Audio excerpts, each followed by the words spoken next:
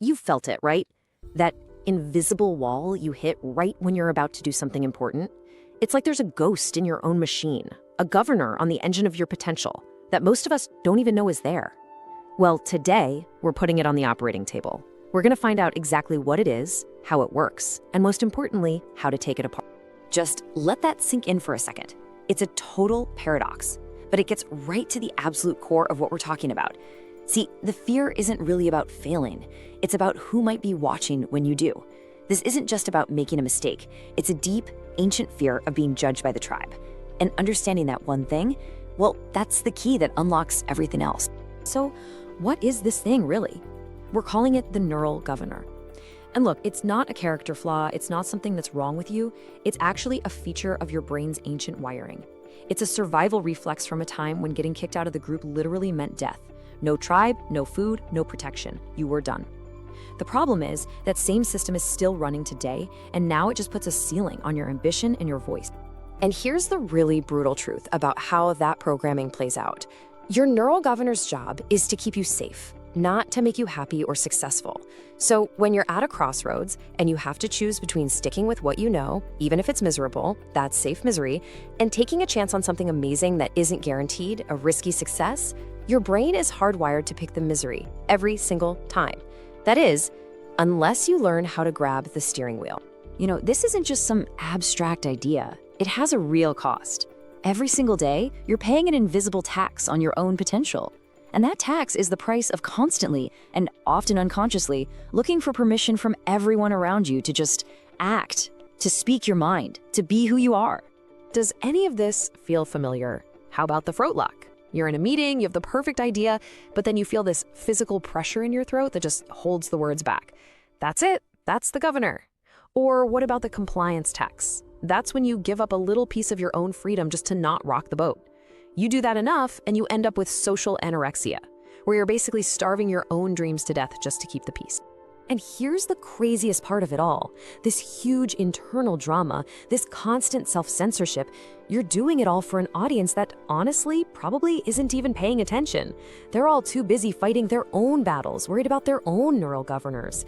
You're making yourself smaller to fit into a box that nobody is even asking you to get into. So what's the long-term damage of paying that tax day in and day out?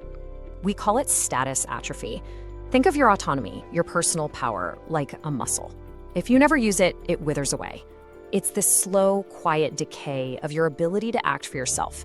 And one day you might wake up and realize that you've become the perfect, easygoing person for everyone else, but you've lost the ability to actually run your own life. So I need you to understand this feeling isn't random. It is not a personal failure. It's a system, a predictable, repeatable trap.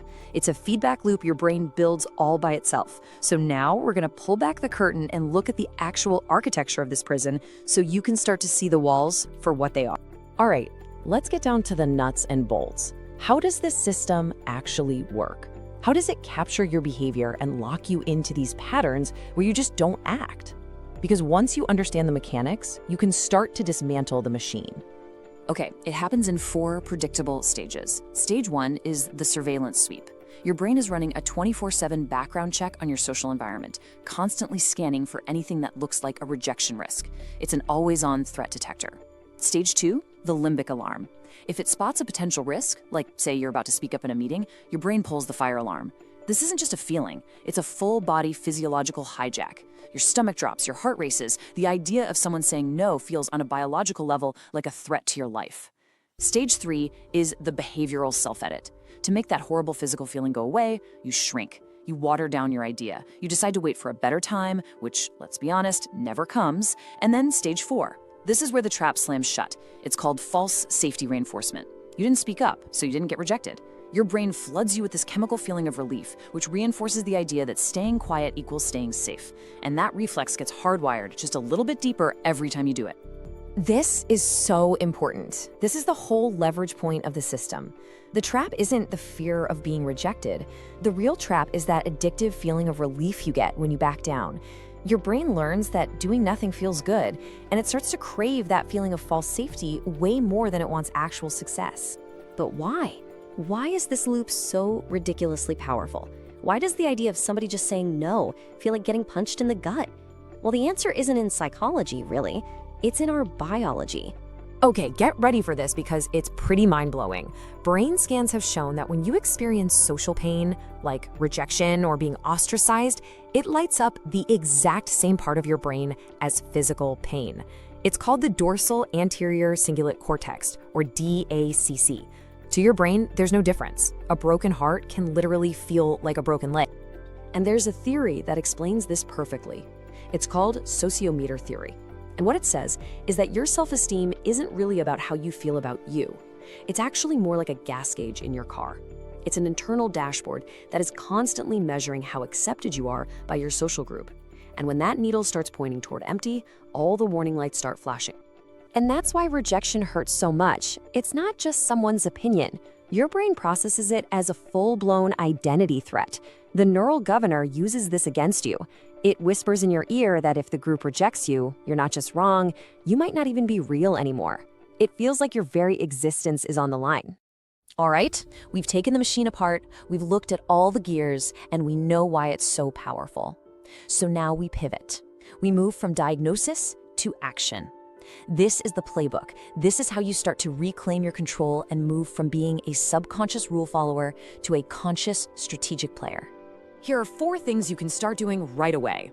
1. Label the neural hit. The second you feel that knot in your stomach, that throat lock, just say to yourself, my DACC is firing. It sounds simple, but naming the biological process actually shifts your brain activity out of that reactive panic mode and into your logical thinking brain. It gives you a split second of control. 2. Conduct a rejection audit. Ask yourself this question. 5 years from now, will I care more about the sting of this potential no or the regret of never even going for the yes? This reframes the entire situation. 3. Build resiliency capital. You have to prove to that ancient part of your brain that rejection is not fatal. You do that with practice, and we'll talk about exactly how in a second. And 4. Practice internal anchoring. You have to start basing your self-worth on things you actually control, like your principles, your effort, not on the opinions of other people, which you can never control. Let's drill down on number 3. Building resilience capital. I want you to try something called the 10% rule. It's super simple. Go out and intentionally look for tiny, low-stakes rejections. When you buy a coffee, ask for a 10% discount. Ask for a free dessert at a restaurant. The point isn't to get the discount. The point is to hear the word no, realize you survived, and see that the world didn't end. You're literally recalibrating your own nervous system, teaching it that rejection isn't a tiger in the bushes. So, what's the end game here? What are we aiming for? It's something we call cognitive sovereignty. This is the goal.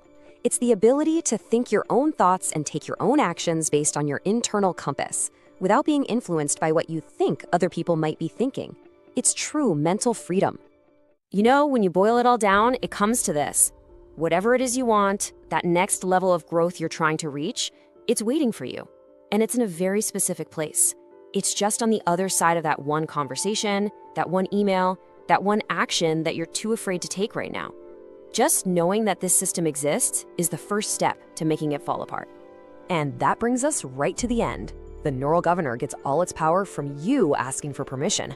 Permission to speak, permission to create, permission to just take up space in the world.